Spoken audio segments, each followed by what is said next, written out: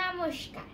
আজ 25শে বৈশাখ, রবীন্দ্র জয়ন্তী উপলক্ষে আমার আজকের নিবেদন কবিতা প্রশ্ন, কবিগুরু রবীন্দ্রনাথ ঠাকুর।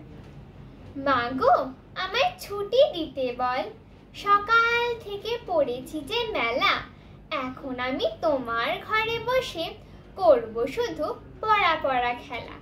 তুমি বলছো দুপুর এখন সবে, না হয় যেন সত্যি হলো তাই। একদিনও কি দুপুর বেলা হলে বিকেল হলো মনে করতে নাই? আমি তো বেশ ভাবতে পারি মনে, সূর্যি ডুবে গেছে মাঠের শেষে। বাগদি বুড়ি চুবড়ি ভরে নিয়ে শাক তুলেছে পুকুর ধারে এসে। আধার হলো মাদার গাছের তলা, কালি হয়ে এলো দিঘির জল। হাটের থেকে সবাই এলো ফিরে, মাঠের থেকে এলো চাষির দল। মনে কর না উঠলো সাঝের তারা, মনে কর না সন্ধে হলো যেন।